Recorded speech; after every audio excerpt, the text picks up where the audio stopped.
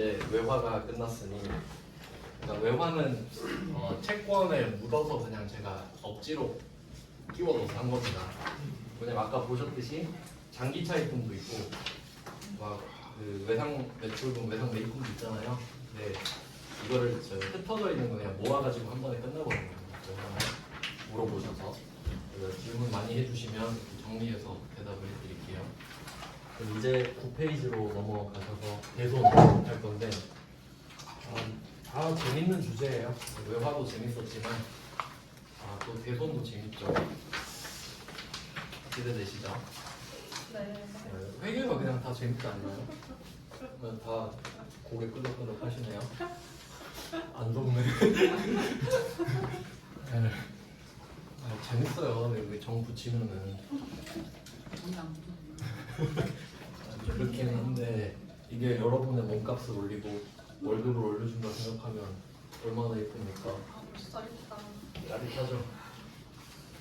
네, 그럼 대손 볼게요. 대손은 한자로 하면 대자는 빌려준다라는 뜻이고 손은 뭐 손해겠죠. 근데 그것만 말하는 게 아니라 그냥 채권이 뻥나는 겁니다. 그냥 못 받는 거예요, 돈을. 채권을 못 받게 되다. 그래서 앞에서 배운 것 중에 그 기억나시나요? 내가 약속어음을 받았다. 약속어음을 받았을 때 이것도 한번 점검해 볼까요?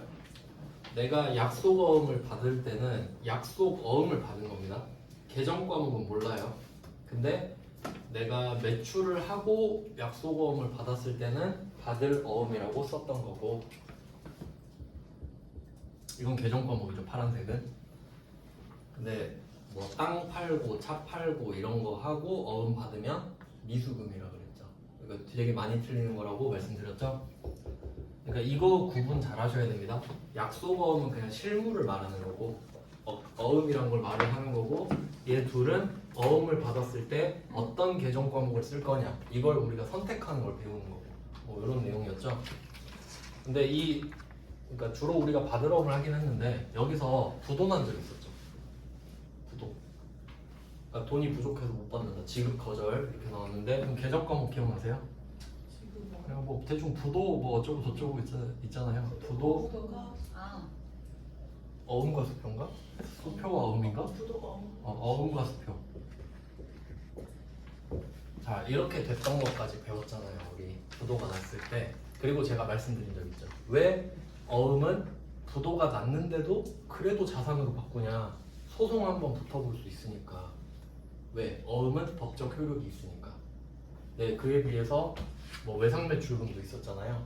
외상매출금은 못 받으면 끝이다 이렇게 말씀드렸는데, 이제 그걸 하는 거예요. 그 끝이 대손이에요.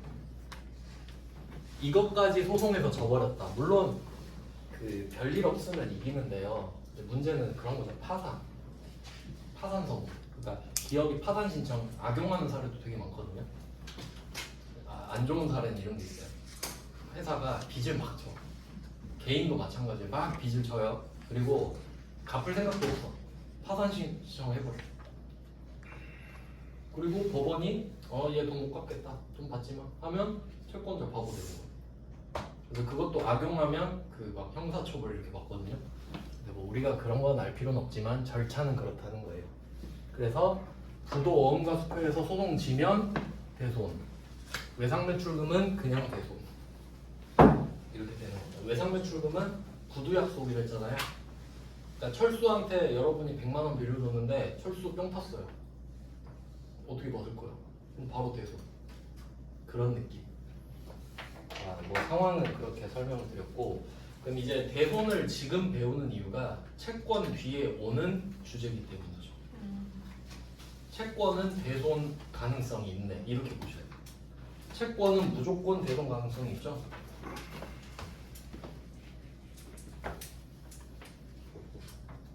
채권은 대손 가능성이 있다, 이렇게 정리를 하셔야 되니까 뒤에 따라오는 거죠.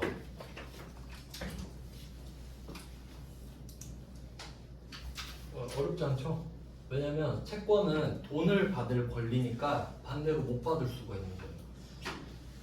그러니까 내가 기다렸다가 돈을 받을 준비를 하고 있잖아요. 근데 쟤가 안 주면 못 받는 거죠. 그러니까 제일 좋은 건 현금이다. 그게 좀 어렵죠, 기업끼리는. 그래서 회계에서 이것까지 대비하는 걸 만들어 놓은 거죠, 아예. 그냥 돈 못 받는 게 한두 번이 아니니까.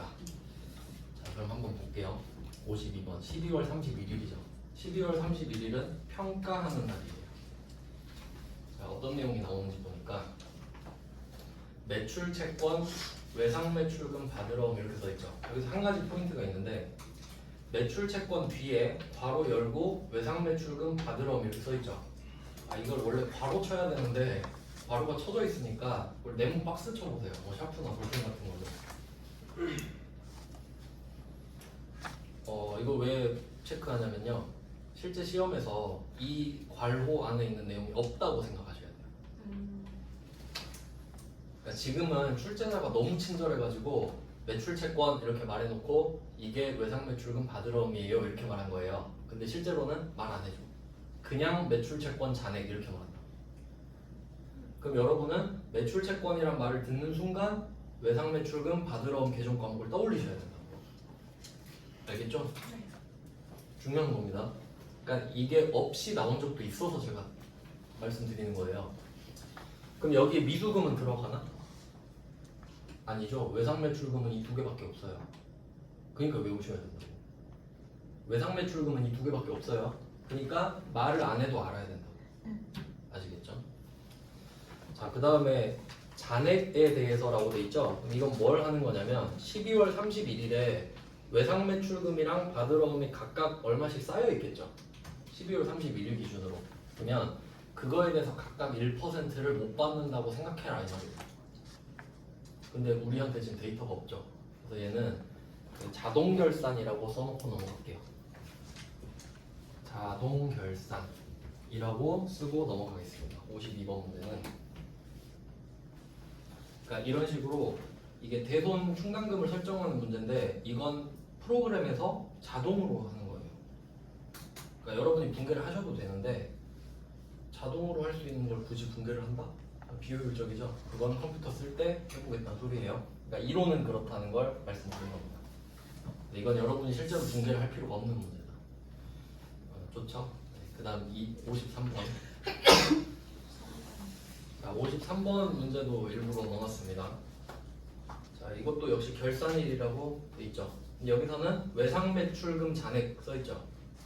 그럼 얘는 받으러 옴도 하나요? 아니에요. 외상 매출금만 해야지. 그러니까 매출 채권 해라 그럼 두 개 해야 되죠. 근데 외상 매출금 해라 그럼 외상 매출금만 해야지. 받으러 옴만 해라 그럼 받으러 옴만 해야지. 네, 시키는 대로 잘 해야 됩니다.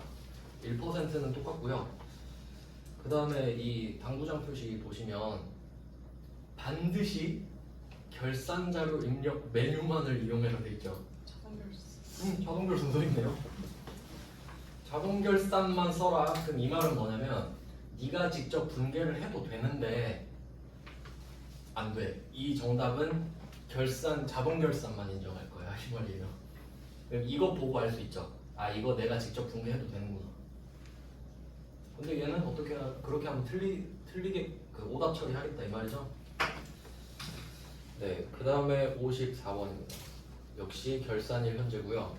요거는 좀 특이한 문제거든요. 이거는 제가 프로그램 쓸 때 따로 보여드릴 겁니다. 그냥 표시 따로 해두시면 되거든요. 심화 이 정도, 심화. 그러니까 요거는 자주 나오는 건 아닌데 잘 안 나오는 거니까 나오면 틀릴 확률이 좀 높다 그런 느낌이에요. 중요도가 높진 않아요. 왜 그러냐면 얘는 외상 매출금은 1%죠. 근데 단기대여금도 나왔어요. 단기대여금도 채권이 맞긴 맞죠? 근데 매출 채권은 아니에요. 2%잖아요 얘는. 그러니까 계산을 따로 해야 되기 때문에 이건 제가 따로 방법을 알려드릴 겁니다. 근데 역시 자동 결산이에요. 그러면 이 세 문제를 보면서 여러분이 느끼는 거는 이게 그 대손 충당금을 설정하는 게 뭔지 모르지만 12월 31일에 자동 결산으로 하면 되는 정도 생각하시면 되겠고요. 그럼 이제 하는 방법은 컴퓨터로 하는데 그래도 그 배워야 되니까 제가 그냥 만들어서 보여드릴게요. 어떤 느낌인지. 12월 31일에 재무상태표를 한번 볼게요. 그럼 제가 가상으로 그냥 만들게요. 12월 31일에 얼마 있는지 보는 거예요. 외상 매출금 얼마 있느냐? 1억 있다고 해볼게요. 그러니까 가상의 숫자입니다. 그리고 받을 어음 2억 있다. 뭐 이런 식으로 그냥 설정해 보겠습니다. 그럼 이 말은 우리가 그 올해에 그 1월 1일부터 12월 31일까지 내가 외상 매출금을 그 만들기도 하고 외상 매출을 하면 늘어나겠죠? 그럼 이 돈을 받으면 또 줄어들겠죠? 계속 반복한 거야. 외상 매출금이 늘었다가 외상 주고 회수하고 줄고 그걸 반복하다가 12월 31일에 멈춰 해서 지금 얼마 있어? 이 상태인 거야. 그래서 점이라 그랬죠 제가. 그러니까 맨날 거래는 할 거 아니에요. 근데 12월 31일에 한번 멈추라 그래. 잠깐 멈춰봐. 얼마 있어? 1억, 2억? 오케이. 여기서 하는 거예요 그냥. 그러니까 재무상태표는 점인 거예요. 12월 31일에 멈추고 점 찍는 겁니다. 자 그럼 이때 1% 52번 문제 보여볼게요. 그럼 이걸 본 거야 지금 우리가. 그럼 여기서 1억 있고 2억 있죠. 근데 이게 여기서 얼마 못 받을지 모릅니다. 그쵸? 근데 그냥 이 중에 1%못 받는다 하자. 그러니까 이게 약간 회계가 보수적인 거예요. 그러니까 장사하다 보니까 돈을 다 갚지는 않더라 이거지. 그러니까 대충 1% 정도는 미리 그러니까 매를 좀 맞아놓자 이거예요. 미리 슬퍼하자 이 정도. 그냥 사실 돈을 못 받은 건 아니거든요. 못 받은 셈 치는 겁니다. 그냥. 그러면 이때 1% 금액 찾아볼게요. 1억이 1%면 100만 원이죠. 얘는 그럼 200만 원 되겠네. 그럼 이때 자산을 감소시키는 게 대손 충당금이라는 개정 과목이 있어요. 대손 충당금. 일단 대손은 말씀드렸고 대손은 돈을 못 받는 거라고 말씀을 드렸고요. 충당은 채워놓는 거거든요. 채워놓는 거. 그럼 왜 채워놓냐라고 하면 언제 나갈지 몰라서 채워놓습니다. 약간 비유를 해보자면 이게 충당이 앞으로 좀 몇 번 나와서 한번 좀 설명을 드리면 예를 들어 여러분이 철수한테 돈을 빌렸다고 할게요. 철수한테 여러분 돈 빌렸어요. 100만 원 정도 빌렸다 할게요. 근데 철수가 이렇게 말하는 거예요. 돈을 나한테 빌려줬으니까 언제까지 갚으라 할 거 아니에요. 이런 거야. 첫 번째. 내가 11월 30일에 너네 집 한번 들를 테니까 그때 100만 원 갚아 라고 했다고 할게요. 그럼 우리는 그렇게 불안하지 않아요. 왜냐면 급하면 내가 11월 30일에 어떻게든 자금 조달해서 갚으면 되거든요. 그렇죠? 이건 좀 안정적인 부채예요. 근데 두 번째, 철수가 이런 거예요. 야 11월 중에 너네 집 들를 일 있으면 가서 너한테 100만 원 받을게. 어때요? 좀 불안해져야 돼 이제. 11월이 한 달인데 언제 올지 모르는 거야 난 이제. 근데 철수 만나면 돈 줘야 되죠. 그럼 이제 어떻게 해야 돼? 100만 원 들고 다녀야 돼. 맞아요? 그러니까 날짜를 딱 지정해주면 안정감이 있죠. 아 그때 갚으면 되니까 급하면 그때 빌려서라도 갚지 뭐. 근데 내가 너한테 언젠간 갈 거야. 그거 엄청 불안한 거죠? 그러니까 채워놓는 거라고. 아시겠어요? 네. 그럼 이것도 느낌이 내가 돈을 받을지 못 받을지 몰라요. 근데 언제 못 받을지도 모르잖아. 그러니까 미리 채워놓는다. 못 받을 거라고 생각하는 금액을 그냥 채워놓겠다. 그런 느낌이에요. 생각만 해놓는다. 생각만 해놓는다. 그러니까 매를 먼저 받고 못 받는다고 이미 생각을 해버리잖아요. 그럼 진짜 못 받았을 때 덜 슬프지. 그런 느낌이에요. 그러니까 이게 되게 회계가 보수적인 거에 하나의 예예요. 그러면 총 얼마를 못 받는다고 생각하죠? 100만 원, 200만 원 합치면 300이죠. 그냥 따로따로 적어볼게요. 100만 원 플러스 200만 원 이런 식으로 기록이 될 거예요. 얘는 성격이 자산의 차감입니다. 이런 식으로 돼요. 자산의 마이너스예요. 그러니까 특이한 게 하나 나왔죠.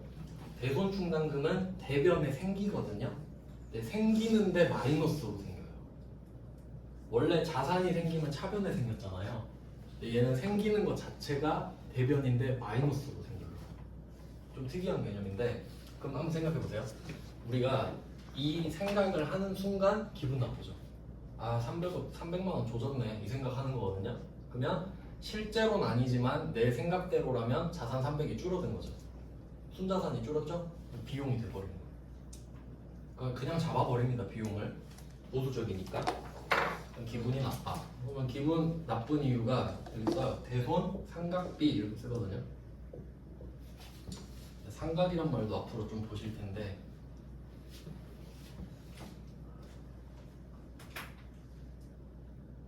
일단 전체적인 개념을 설명드리고 디테일로 다시 가겠습니다. 그러면 대손 삼각비도 마찬가지로 100만원, 200만원 이런 식이겠죠. 결국 300이긴 하지만 자 그럼 이렇게 했을 때 얘는 비용이 된다는 게 포인트예요. 그러니까 내가 돈을 못 받은 것도 아닌데 혼자 못 받는다 생각해놓고 혼자 기분 나빠하기 뭐 이런 식입니다. 대비를 하는 거죠 그냥 혼자. 자 이런 느낌이 대손 충당금 설정이에요. 좀 이상하죠? 실제로는 잘 안 하잖아요. 그러니까 회계에선 이걸 하는 거예요 그냥.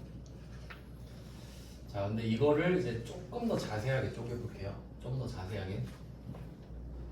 선생님 다들 어음이 200, 2억이면 이렇게 둘 다 1%씩 빼는 거. 네, 그래서 100, 200, 100, 200 그러니까 100 거, 200 거. 그리고 이제 쪼갤 건데 딱 잘 물어보셨어요. 그럼 이게 디테일로 갈게요. 지금은 크게 설명드린 거예요. 크게 자산이 줄어들고 비용이 됐다. 네, 이제 얘를 뜯어보면 비용이죠. 비용이면 여러분은 항상 그 생각하셔야 돼요. 비용이 나왔다. 500이냐, 800이냐, 900이냐. 500은 제조, 800은 영업, 판매 관리, 900은 그 두 개가 아닌 거. 그럼 이거 봤을 때 외상 매출금이랑 받으러 오면 매출과 관련이 있죠. 내가 지금 외상을 줘야 될 거 아니에요. 그러니까 이게 제조 쪽이랑 전혀 상관없죠. 제조가 끝나고 영업 쪽에서 외상을 주다가 그걸 못 받은 거잖아요. 그러니까 엄밀히 따지면 이런 거예요. 영업사원 잘못이에요. 돈을 못 갚을 것 같은 애한테는 외상을 주지 말았어야지 영업사원이. 맞죠? 그러니까 이 비용은 800번으로 가야 맞아요. 영업사원 네 잘못이잖아 이렇게 책임을 묻는 겁니다. 비용 처리를 800번으로 하는 얘기예요. 500은 절대 될 수 없죠. 제조하는 사람은 잘못이 없어요. 그래서 비용으로 치면 이렇게 800이 나오고 자 이제 이걸 쪼갤 거예요. 제가 합쳐서 300으로 퉁치긴 했는데 그래도 엄밀히 따지면 우리 생각엔 외상 매출금을 100을 못 받는 거고 받으러 om을 200을 못 받는 거잖아요. 그럼 이걸 또 나눠줘요. 자세하게. 똑같은 이름 대손 충당금으로 나누는데 소속을 다시 적어줘요. 그러니까 얘는 외상 매출금 거, 받을 엄 거 이런 식으로 구분 기재합니다. 이렇게. 그러니까 얘한테 하나 붙고 얘한테 하나 붙고. 그럼 결과를 제가 써드릴게요. 지금 분개를 쳤잖아요. 이 분개를 하고 얘랑 얘 둘이 합쳐줘야겠죠 이제. 그럼 어떻게 생기냐면 여기 껴서 적을게요. 두 번 적기가 힘드니까. 대손 충당금이 성격이 자산의 마이너스라고 말씀드렸죠. 그럼 이게 생겨서 얘 마이너스가 되거든요. 마이너스는 이렇게 괄호로 보통 쓰는데 100만 원 이런 식으로 되고 받으러 온 밑에 또 붙어서 대손 충당금 마이너스 200 이런 식으로 되는 거예요. 결과가. 이 분개를 하고 나면 이렇게 돼요. 이걸 여기 합친 겁니다. 그러면 각각 외상 매출금 순액 한번 생각해 볼까요? 순액. 외상 매출금 그러니까 이거는 주주들이 여러분이 주주예요. 내가 이 회사 주식을 샀단 말이에요. 그럼 이제 보는 거야. 보고 이렇게 판단하죠. 이 회사는 지금 12월 31일 기준으로 외상 매출금 1억이 있구나. 근데 밑에 마이너스 100 이렇게 써있죠. 그럼 이제 이렇게 보는 거예요. 이 회사는 1억 중에 100을 못 받을 거라 생각하고 있구나. 그럼 주주가 그걸 볼 수 있는 거지. 100 정도는 얘네들이 받기 힘든 건가 보다 라고 생각을 하는 거죠. 그럼 주주들도 미리 100을 포기하는 거지. 그럼 바드롱도 마찬가지죠. 2억이 있긴 하지만 200을 못 받을 수도 있구나. 하지만 받을 수도 있죠. 그건 몰라. 그러니까 이렇게 적어놓는 거예요. 자기 생각도 반영하는 거죠. 그래서 이제 회계를 배우다 보면은 그런 걸 알게 돼요. 회계가 100% 정확한 것만 표시하는 건 아닙니다. 주관이 들어가잖아요. 1%를 못 받는다. 물론 회계 기준이긴 한데 정확하게는 어떻게 하냐면 실무를 말씀드릴게요. 이거는 일반 기업 회계 기준에서 그런데 그러니까 제가 배우는 IFRS 같은 경우는 예를 들면 이런 거예요. 내가 외상 매출금이 1억인데 한 회사한테 1억인 건 아니겠죠. 막 섞여 있겠지. 100만 원, 1000만 원 막 섞여 있겠죠. 근데 만약에 내가 이 중에 1000만 원을 빌려준 애가 있어요. 외상 매출금으로. 근데 걔 내가 보기에 걔 파산 직전이야. 아무리 생각해도. 그럴 수 있죠. 완전 나가리 됐어요. 그러니까 폐업만 안 했지 장사가 지금 아예 안 되는 상황이에요. 그러면 실제로는 1000만 원을 대손 처리해요. 그게 맞지. 맞죠? 무슨 말인지 아시겠죠? 그게 유용한 거란 말이에요. 근데 우리 회계 기준에서는 그렇게까지는 안 하고 그냥 1%, 2% 이런 식으로만 하라 그래 일단. 기준에 따라 조금 다른데 실제로는 진짜 못 받을 것 같은 액수를 적어야 됩니다. 근데 우린 일단 이렇게 하라고 하니까 그러면 순액을 적어볼게요. 9,900만 원이 되겠죠. 차감이 됐으니까. 그리고 얘는 뭐 1억 9,800 이런 식으로 표시가 또 따로 된단 말이에요. 그럼 우리는 이걸 가지고 정보를 얻을 수 있는 거죠. 그럼 생각을 해보세요. 9,900, 1억 9,800 이렇게 딱 적어버리는 것보다 1억 100, 2억 200 이렇게 쓰는 게 더 좋지. 왜? 얘는 받을 수도 있고 못 받을 수도 있으니까. 이해되세요? 그러니까 이렇게 기재를 하라는 거예요. 따로 적어줍니다. 좀 비효율적이어 보일 수도 있는데 분기할 때 그렇게 적어요. 네, 분계 이게 답이에요 지금. 처음에 제가 자산 감소, 비용 이렇게 했다가 디테일 추가했죠. 800 그리고 자산 마이너스 이렇게. 이제 이게 매출 채권인데 좀 디테일까지 볼게요. 어차피 여러분 하셔야 되는 건데 그럼 제가 대본을 채권은 다 발생할 수 있다 그랬죠. 그럼 이거 말고도 또 나올 수 있는 게 충분히 나올 수 있습니다. 54번 문제도 단기 대여금이 나왔잖아요. 대여금이 나와버렸죠. 그러면 이럴 수도 있겠네. 우리가 사실 제조업은 돈을 빌려줄 일이 잘 없지만 뭐 어떻게 돈을 많이 빌려주게 돼서 얘도 1% 정도 못 받지 않을까 생각할 수도 있는 거죠. 그러면 대손 충당금, 단기 대여금, 장기 대여금도 있을 수 있겠네. 계정 과목 하나마다 붙여주니까. 단기 대여금이라는 계정 과목도 있고 장기 대여금이라는 계정 과목도 있잖아요. 그리고 미수금이라는 계정 과목도 있죠. 그러니까 채권마다 다 있어요. 대손 충당금은. 그냥 그런 거예요. 자산은 하나씩 다 붙여줘. 왜? 채권이니까. 그래야 주주들이 좋아할 거 아니에요. 얘는 얼마가 있고 네, 설정 안 하는 애도 있겠지. 근데 거의 얘네만 설정한단 말이에요. 자, 그러면 좀 더 디테일 추가해서 단기 대여금 아까 나왔으니까 그럼 나는 단기 대여금도 못 받을 것 같아 생각할 수 있죠. 단기 대여금 이렇게 쓸게요. 단기 대여금. 요거는 금액이 안 커서 뭐 10만 원 이런다고 합시다.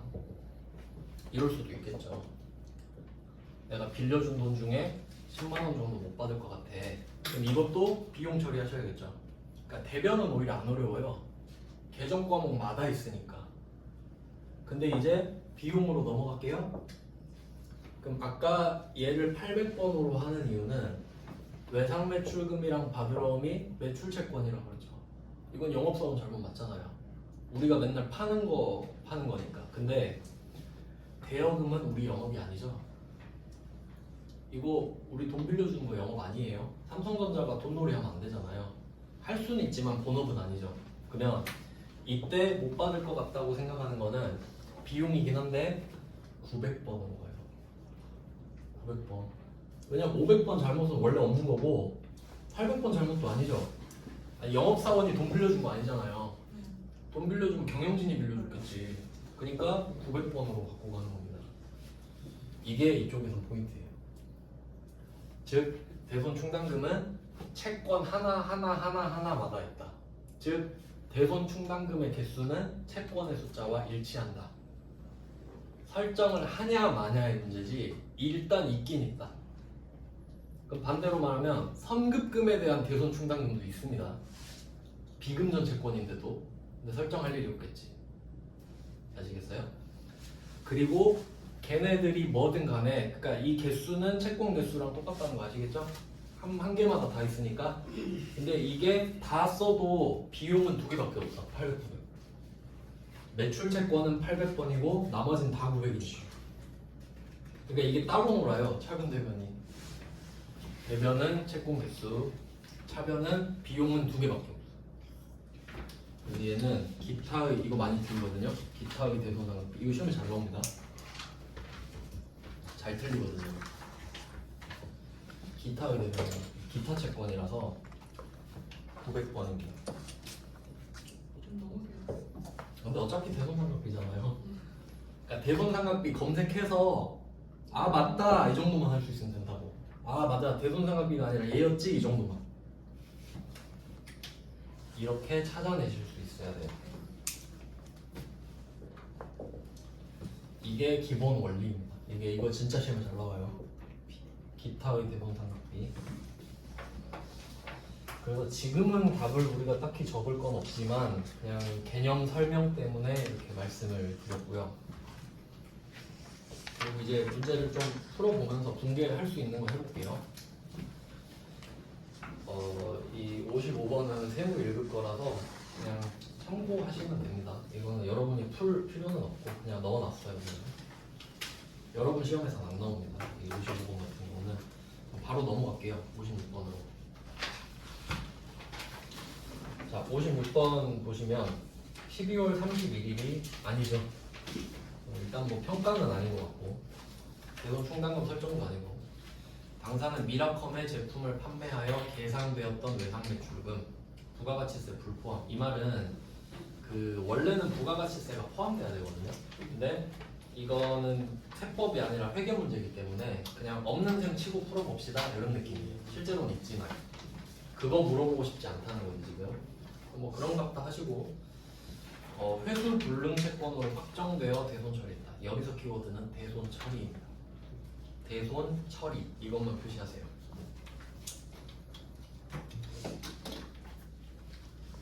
대손 처리하였다 이 말은 뻥났다 그 말이에요. 아 진짜 못 받게 됐네 이런 느낌.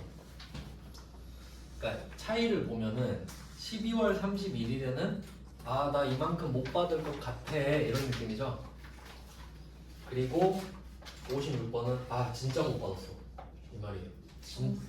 진짜 그냥 못 받은 게 된 게 확실해요. 그러니까 법원이 판결을 내렸건 어쨌든 실종이 됐건 뭐 그런 사유들이 있거든요. 뭐 소멸시효 완성 이런 게 많이 나와요. 실제로는 그 법적으로 뭐 공소시효 완료됐다 이런 걸 들어보셨죠? 소멸시효가 완성됐다면 소멸되거든요. 그러니까 법적으로 우리가 할 수 없어요. 뭐 그런 식으로 나오는데 한번 해볼게요.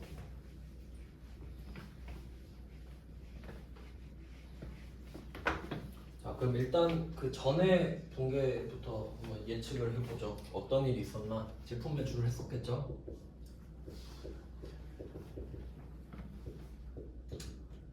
제품 매출을 했으니까 외상 매출금이 있겠죠. 이 정도는 유추할 수 있습니다.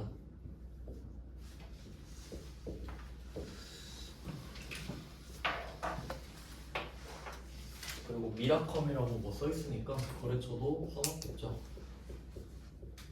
이런 회계 처리가 되어 있었겠죠.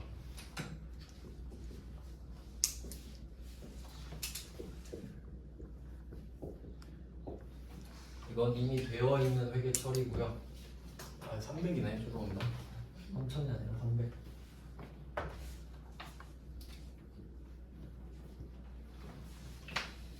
네 이런 상황이에요. 근데 요거는 정확히 따지면은 그럴 수도 있어요. 뭐 방금처럼 3,000인데 그 중에 300을 못 받게 됐다. 뭐 그런 걸 수도 있어요. 근데 그냥 300인데 300이라고 하겠습니다. 여기에서 볼 거는 회계 처리를 해야 되는데 대손 충당금을 조회해라 이렇게 되죠. 조회 표시하셔야 돼요. 표시하시고 이거 적어놓을게요. 조회에다가 거래처 원장 이렇게 써놓을게요.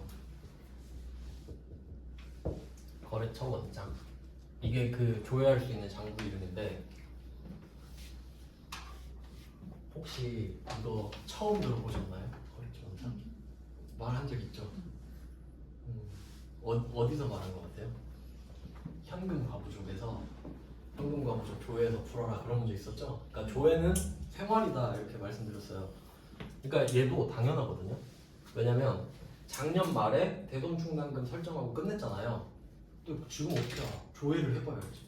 그러니까 조회를 하는 게 기본이다. 그러니까 뭐든지. 그러니까 이 문제는 지금 당장 풀 수는 없죠. 근데 이제 제가 그냥 가정을 해서 풀어볼게요. 자, 그럼 확실한 건 하나 있는데 이 외상 매출금은 물 건너갔습니다. 그죠? 그러니까 이걸 없애주는 건 확실한 거지. 아까 그 외화 떨어진 거랑 비슷하네요. 그러니까 어쨌든 못 받게 됐어요. 외상 매출금. 그리고 조금 디테일 따져보면 외상 매출금이죠. 바로 대손 돼버리잖아요. 어음이 아니니까. 그러니까 이건 이런 느낌의 미라컴이 저번 달에 그런 거야. 아, 형님 물건 좀 주세요. 다음 달에 갚을게. 말로 그냥 한 거예요. 그리고 뿅 탔어요. 그럼 어떡해요? 그냥 아유 못 받네 이거 이렇게 해야지. 그런 느낌이에요. 얘가 뿅 타버린 거예요 지금. 그럼 우리 포기하죠. 나는 믿었는데 안 되겠다 이거. 그래서 어쨌든 회계 처리는 해야지. 얘한테 돈 못 받는다 절대. 이건 적을 수 있죠 여러분 지금. 근데 이제 어떻게 할 거냐?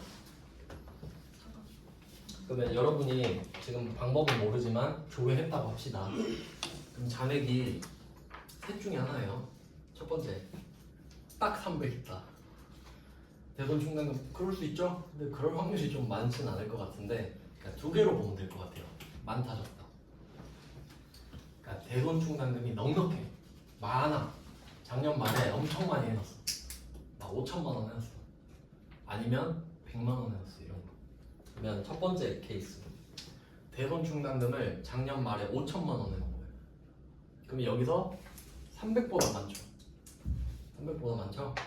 그럼 아까 대손충당금 대변에 만들었던 거 기억나세요?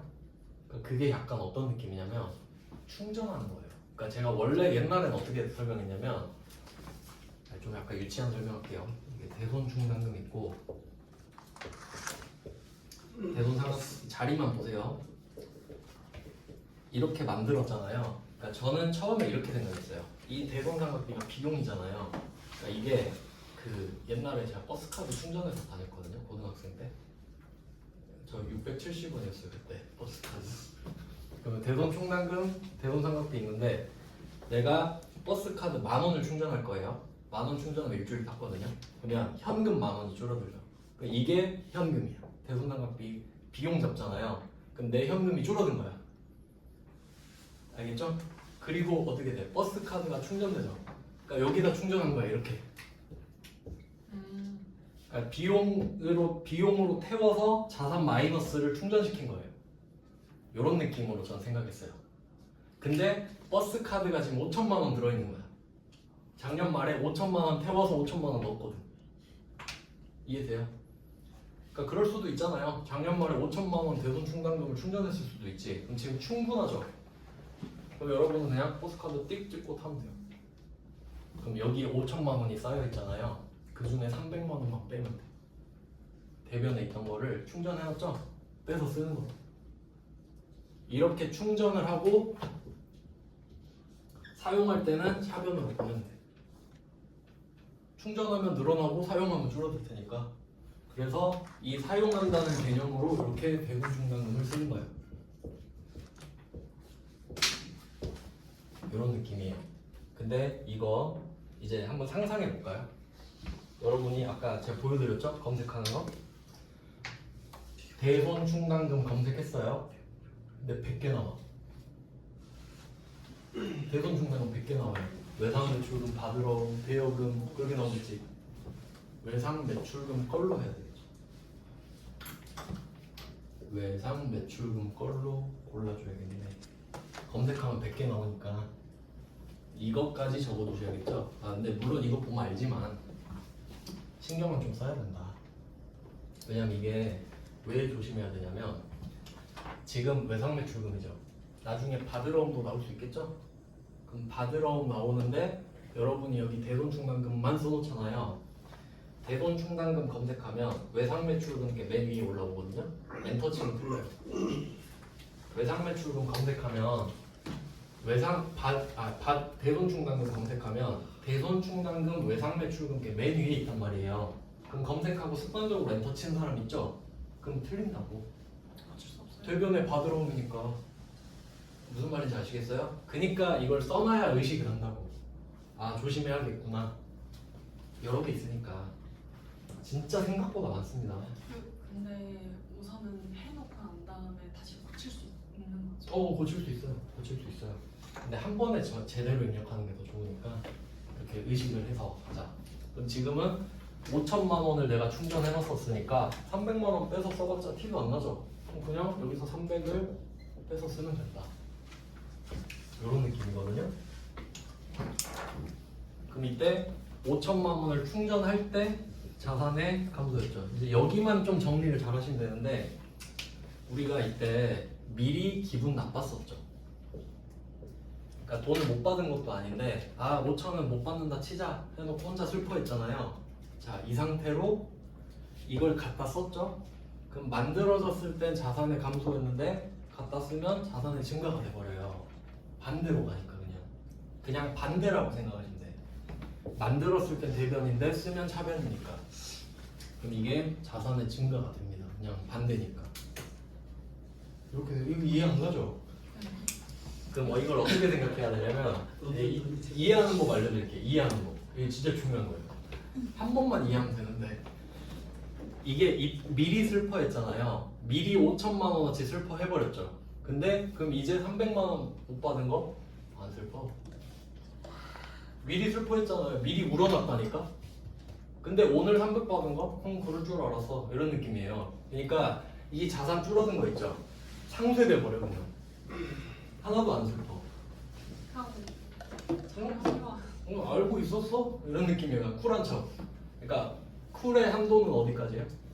5천만 원까지 한도지. 쿨병의 한도 여기까지. 그러면 이제 좀 쿨하지 못한 상황으로 가볼게요. 작년 말에 100만 원 충전해놨어. 100만 원. 100만 원. 그럼 별로 안 울었죠? 작년 말에는. 그럼 이제 올 일이 남았네요. 자, 그럼 이제 해볼게요. 그러면 한 가지 변하지 않는 사실은 외상 매출금 300이 줄었다는 건 안 변해요. 맞죠? 차변은 내가 얼마나 대비했냐에 따라 달라. 그럼 우리가 충전해 놓은 거 100만 원이죠. 그럼 여러분이 버스카드를 딱 찍었는데 잔액이 부족합니다. 떠버린 거야. 그럼 기사님한테 말해서 일단 있는 거부터 써주세요 하고 일단 갖다 써요. 긁어가지고. 그럼 여러분은 100만 원까지는 안 슬퍼요. 그럴 줄 알았거든. 맞죠? 근데 200은 어떻게 해요? 새로운 고통이죠. 그럼 이제 200만 원어치 물어야 되죠? 버스카드 잔액이 없잖아요. 그럼 어떻게 해야 돼요? 현금 내야 되죠? 현금이 대손당각비였잖아요. 얘가 와서 붙어줘야 돼. 버스카드 찍고 부족한 거 현금 낼게요. 이런 느낌이야. 그러니까 결국 쌤쌤이지. 그럼 쓰고 나서 이제 볼까요? 그럼 부족하네. 그러면 이제 추가로 비용을 잡죠. 어쩔 수가 없으니까. 미안 물고 안 아프게 맞네요. 근데 이건 오는 거예요. 엉엉 오는 거예요 지금. 자 그리고 포인트 800번 아시죠? 얘는 이름이 아예 다르죠. 대손상각비는 800, 기타의 대손상각비는 900. 그러니까 사실 이것까지 쓸 필요는 없는데 그냥 강조. 900이 아니다. 자 그럼 이게 비용이잖아요. 그리고 전체적으로 보자 이거죠. 전체적으로. 그러면 작년 말에 100만 원 충전하면서 미리 비용 잡았죠. 100만 원. 그럼 그 100만 원은 작년 말에 들어가고 그러면 그 100만 원만큼은 지금 괜찮죠. 그때 비용 잡았으니까. 근데 200은 새로운 비용이죠. 그럼 200 잡았잖아요. 결국 300 아닌가요? 근데 쪼갰잖아요. 작년에 100, 올해 200으로 비용을 쪼갰잖아요. 이런 거 하고 싶다고. 그러니까 쉽게 말하면 그거예요. 여러분이 버스를 타고 다녀야 되는데 맨날 현금 내고 다닐래? 아니면 버스 카드 충전해놓고 찍고 다닐래? 이런 차이라고. 근데 그게 액수가 차이가 나요. 물론 카드 찍으면 더 싸죠. 그거 말고 그거 없다고 치고. 그럼 총액은 똑같죠. 그러니까 이런 거예요. 진짜 쿨한 회사는 이래도 돼. 대손 충당금 하나도 충전 안 하고 그때그때 대손상각비 다 잡아도 돼요. 결과가 같잖아요. 근데 너무 불안하다 이거지. 그러니까 나는 매를 미리 좀 맞아놓을래. 그런 느낌이야. 그러니까 내가 선생님한테 잘못해서 50대를 맞아야 돼요. 50대. 근데 선생님 저 오늘 컨디션 좋으니까 50대 미리 맞을게요. 막 이런 느낌이라고. 미리 분할해갖고 맞는 느낌이라고. 한 번에 맞으면 아프니까. 그런 느낌이에요. 조회하면 그럼 저게 나오는 거예요? 네, 조회해서 그러니까 우리가 조회를 했는데 5천이 나왔을 때랑 100이 나왔을 때 두 번을 해본 거예요. 그러면 결론은 5천이냐 100이냐가 중요한 게 아니라 많냐 적냐죠. 그럼 우리가 지금 300 못 받았잖아요. 그럼 이것보다 많으면 그냥 대손충당금 300 하고 끝이죠. 많으니까. 근데 그러면 재미가 없죠. 그러니까 항상 부족하게 나오겠지. 그럴 수밖에 없겠죠. 그러니까 아마 한 100 있을 거예요. 100이나 200 정도 있을 거란 말이에요. 그럼 100을 꺼내서 쓰고 반드시 부족하게 만들어. 그래야 대손상각비 낼 수 있으니까. 그럴 수밖에 없잖아요. 그럼 한번 변주를 줘볼까요? 이게 바드러움이다. 액수 똑같고 바드러움이에요. 바드러움 미라컴. 그럼 바뀌는 거. 대손충당금 바드러움으로 바뀌죠? 대손상각비는 안 바뀌죠. 됐죠? 어음으로 한번 바꿔봤어요. 단기대여금으로 바꿔볼게요. 단기대여금 미라컴 300 대손충당금 단기대여금 이렇게 바뀌고 900 기타의 대손상각비 이걸 내고 싶으니까 항상 부족하게 될 거라고. 이거 내고 싶으니까. 아시겠죠? 그러니까 이게 하다 보면은 답이 뻔해요. 그러니까 지금 처음 배우셔서 이게 뭐 하는 짓이야 이러는데 나중엔 이런 거 나오면 땡큐예요 그냥. 공식이 정해져 버리니까. 그래서 지금 뭐 이런 문제를 해보면 한 문제 더 하면 이제 바로 감 잡으실 것 같아요. 그러니까 제가 이거 일부러 한 문제씩 다 넣어놨거든요. 표시해 보면 56번은 외상 매출금이죠. 요거 하나 표시하시고, 그러니까 외상 매출금 대손 처리잖아. 외상 매출금 대손 처리. 57번 볼까요? 57번은 제품을 판매하고 받은 약속어음이죠. 이건 따로 적어 놓으셔야겠네. 받으러 오면 제품을 판매하고 받은 약속어음이니까 받았을 때 받으러 오이라고 써놨겠죠. 그리고 여기서는 200만 원이 기 설정됐다. 이미 기자죠. 이미 설정돼 있다. 그럼 답이 딱 보이시나요? 방금도 똑같죠. 이거 뭐 받으러 필요한 거 쓰고 대손 충당금 200 꺼내서 쓰고 부족한 거 대손 상각비잖아요. 그러니까 이 문제는 다를 게 없죠. 액수만 달라요. 그러니까 어렵지 않다. 그러니까 답만 맞히는 거예요. 그리고 참고로 부가가치세를 고려하지 않는다는 그냥 우리 시험에 그냥 그렇다고 생각하시면 돼요. 세법을 물어보는 게 아니기 때문에 지금 이 대손을 물어보고 싶지. 근데 나중에 세무 이급 가면 이게 섞이는 게 나와요. 부가가치세랑 회계랑 섞이는 게. 네. 기분 안 좋으니까 그냥 넘어갈게요. 네, 20페이지로 가봅시다. 그러니까 이제 어려운 건 여러분 다 했어요. 이제 쉬운 꿀만 빨면 돼. 이제 얼마나 꿀을 빨 수 있는지 볼게요. 자, 58번은 미수금 나오죠. 대손 처리 역시 나왔죠. 똑같잖아요. 외상 매출금 대손 처리, 받으러음 대손 처리, 미수금 대손 처리. 근데 여기에서도 조회하라고 되어 있네요. 근데 아까 말씀드렸잖아요. 그럼 여기에는 미수금 200 불꽃 상사 적으면 되겠죠. 미수금 뭐 당연하잖아요. 못 받았으니까. 그리고 조회했을 때 뭐 100만 원 이렇게 있겠죠. 500, 100 이렇게 있겠죠. 그러면 얘는 미수금이니까 대손 충당금 미수금 이렇게 고르면 되겠죠. 미수금. 그럼 100% 부족할 거니까 밑에는 뭐겠어요? 800, 900. 미수금이 매출 채권인가요?